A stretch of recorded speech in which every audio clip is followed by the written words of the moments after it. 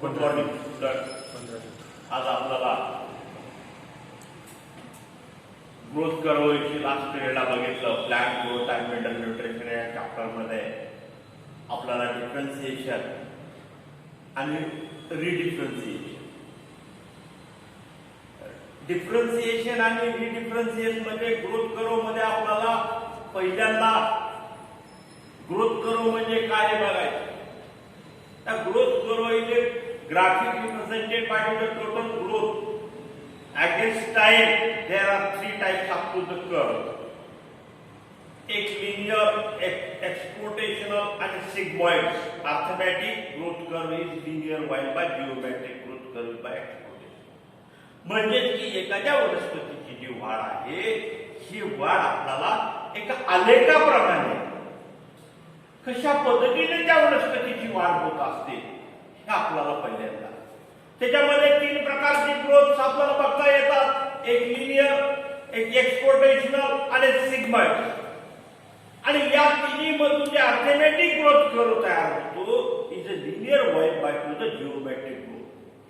आता corresponding three distinct phases या growth curve मध्ये तीन जे डिस्टिंक्ट फेजेस आहेत त्याच्यामध्ये लेग फेज ज्याला आपण ग्रोथ रेट म्हणतो, आय स्लो, त्याच्यानंतर एक्सपोर्टेशनल ज्याला आपण लॉंग फेज म्हणतो, ग्रोथ रेट फास्टर, जास्त वाढ लवकर वाढ होणार, आणि तिसरा जो आहे stationary phase growth rate by to the gradually slow down, कमी प्रमाणामध्ये वाढ होते when by to the graph of rate आणि growth against time by to the plotted by to three phases.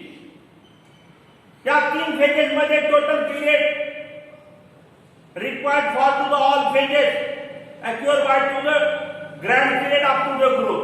म्हणजे टोटल वनस्पतीची वाढ होण्यासाठी जो कालावधी लागतो तो कालावधी म्हणजे त्या वनस्पतीचा ग्रोथ पिरियड आहे.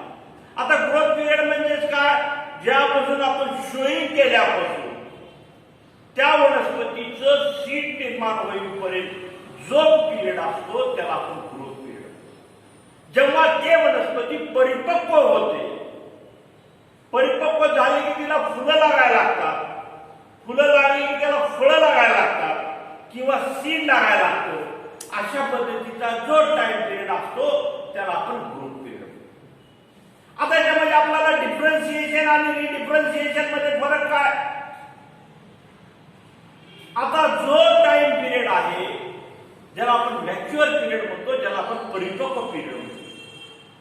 Maturation of cell derived from by to the apical meristem of root and shoot आणि permanent change of structure and function of cell leading by maturation is called as to the differentiation. During cell differentiation cell undergoes few to the major anatomically and physiologically changes.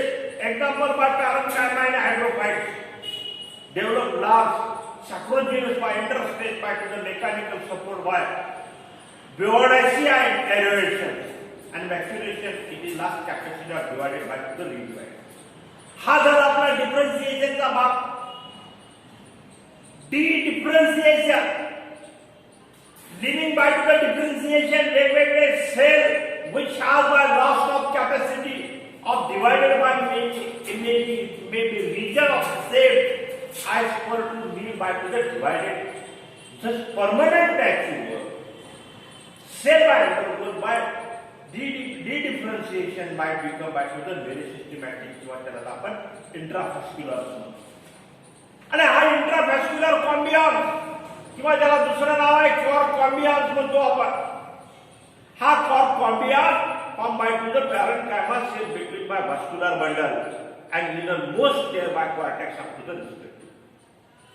त्याच्यानंतर आपल्याला जसं D differentiation झालं तसं redifferentiation this cell of produce by to the dedifferentiation once again loss of to the capacity of divided mature or performed by specific infection.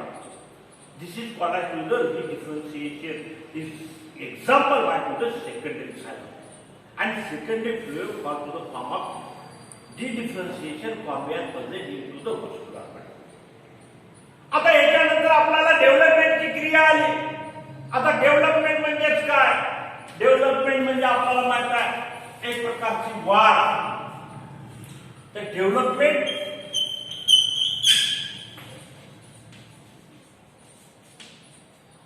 हा development refer bye to the order by to the progressive changes of same. वाढ म्हणजे काय? त्या वनस्पतीमध्ये झालेला बदल त्याला आपण वाढ म्हणतो. आता तो झालेला बदल म्हणजे काय? त्याच्या हाईट मध्ये, त्याच्या शेप मध्ये, त्याच्या डिग्री मध्ये, त्याच्या इंटर सेल मध्ये चेंजेस सिक्वेन्स ऑफ जर्मिनेशन. आणि हे जे वाढ होते एक प्रकारे सिक्वेन्स प्रमाणे वाढ होते. जर्मिनेशन ऑफ सीड म्हणजे बी जेव्हा सोयी केल्यानंतर त्याचं जर्मिनेट होतं. जर्मिनेट झाल्यानंतरची जी पुढची प्रक्रिया त्याला आपण डेव्हलपमेंट म्हणतो. Is by to see to the sensitive by to the death during by life cycle. किंवा त्या वनस्पतीला बी लावल्यापासून काढेपर्यंतचा जो लाईफ सायकल आहे, जो लाईफ स्पॅन आहे, त्याला आपण डेव्हलपमेंट म्हणतो. Life cycle of plant by development by including by growth. आता हे ग्रोथ कुठली आली? मॉर्फॉलॉजिकली आली, मॅच्युरेशन आला आणि सेन्सिटिव्ह आली. आता याच्यामध्ये आपल्याला जी ग्रोथ आपण ज्याला आपण म्हणतो, पहिल्यांदा सीड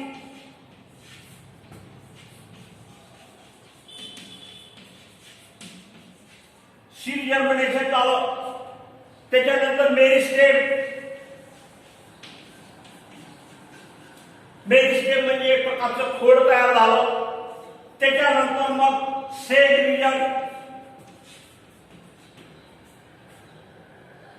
त्याच्यानंतर मग प्लास्मॅटिक ग्रोथ.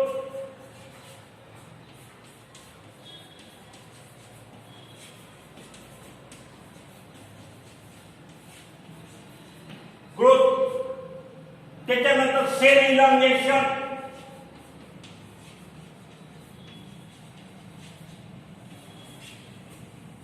त्याच्यानंतर सेल मॅच्युरेशन.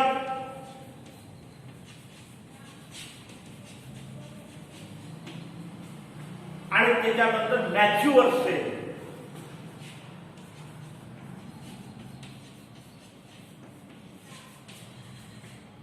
आणि नंतर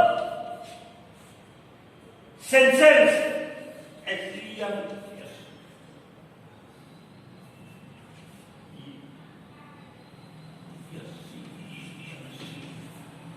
आणि लास्ट आहे तो डेथ.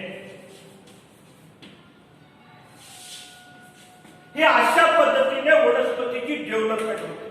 पहिल्यांदाच हा डेव्हलपमेंटचा भाग seed germination, meristem, cell division, plasmatic growth, cell elongation, cell maturation, sensitive आणि डेथ. म्हणजे जन्मापासून मृत्यूपर्यंत त्या वनस्पतीची वाढ जी डेव्हलपमेंट होती त्याला. आता त्याच्यानंतर प्लास्टिसिटी. तर प्लास्टिसिटी मध्ये capacity of young moulded formed by to the molded is the ability of plants to form up different kind of structure into the changes in by response by different environmental, external and internal stimuli, various stages of life. आता एखाद्या वनस्पतीची जी वाढ होते त्या वाढीला त्या ठिकाणचं environment सुद्धा अवलंबून आहे. त्या एन्व्हायरमेंट मध्ये त्या वनस्पतीची वाढ होत असते. आता फॉर एक्झाम्पल आपल्याला असं बघता येईल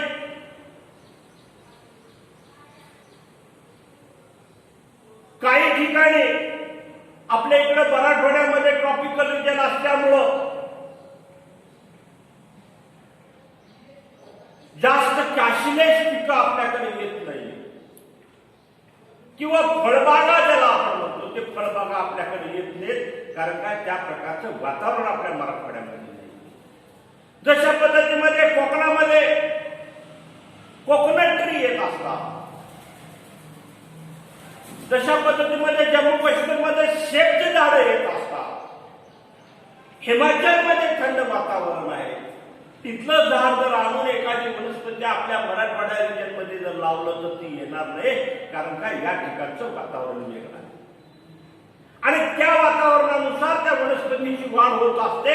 इन्व्हायरमेंटल व एक्सटर्नल आणि internal stimuli is a various stage of life and many plant juvenile stage up to the mature stage by to the differentiation from leaves of same of plant by heterophytes, quarter, quarendas, laxspore, environmental heterospoly by to the Fabricius, buttercup and intrusive plasticity is found by to the cordia quarter, heterophyll by exhibited in the same plant by different growth phase or under different environmental conditions.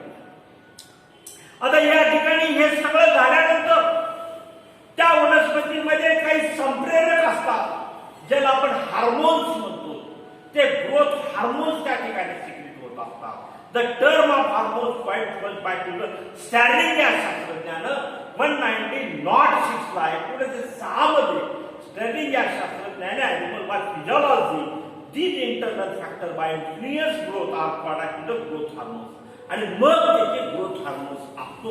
त्या वनस्पतीमध्ये growth hormones होतो हा सिद्ध केला आणि growth regulatory as by inhibitors promote by modified by to the growth आणि growth promoter by auxin. आता त्याच्यामध्ये कुठले हार्मोन्स आहेत?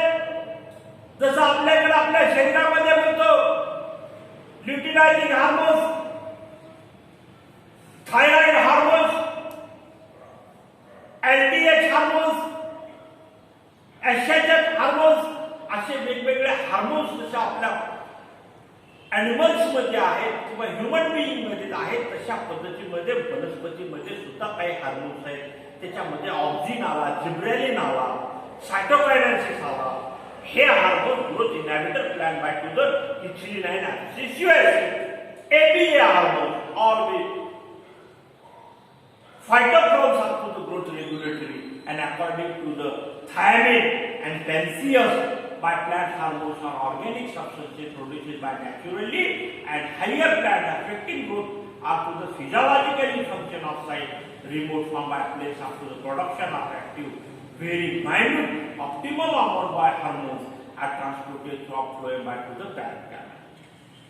आता त्याच्यानंतर आपल्याला ऑक्सिन हार्मोन्स काय एफडब्ल्यू फेड बाय 1931 ला 1931 मध्ये एफडब्ल्यू शास्त्रज्ञानं is terms auxin by isolated. Auxin हा हार्मोन आयसोलेटेड आहे, वेगळा from urine by to the person of suffering by pellagra, Kogl, Smith in plant by synthesized by going by tips of meristematic region of plant from by way by transporting to other plant part up to the most common important natural oxygen by to the end of 3-acetic acid IAA tryptophan by to the primary vascular by IAA plant. These by first hormone by discovered plant and by primary responsible for cell elongation.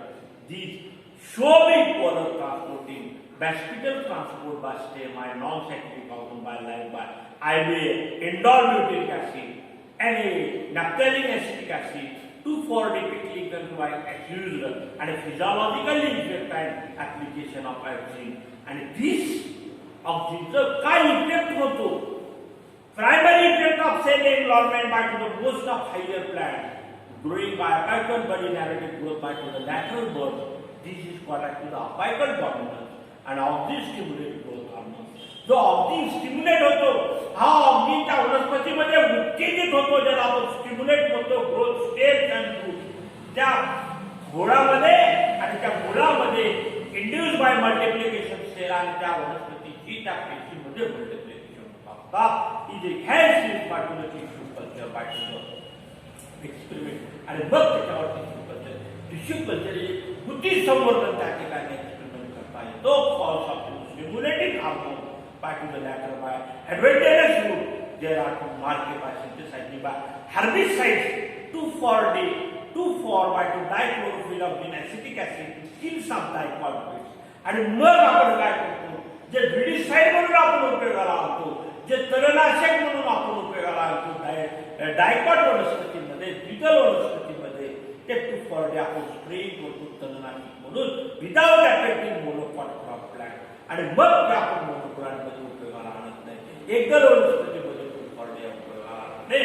Seedless fruit like orange lemon, grapes, banana produced by application by auxin. आणि मग अशा fruits मध्ये auxin हा produces होतो. Is by auxin by promote by cell region. Cambium and also discourages by early differentiation. Xylem and phloem. It is to add by to promote elongation by to the nerve concentration by shifting by hair concentration by hasted by to early rooting by propagation by cutting and phloem spray into the NANA by to induced by flowering by to itching pineapple liquid by to prevent by premature fruit drop by to the apples and orange by also prevent formation.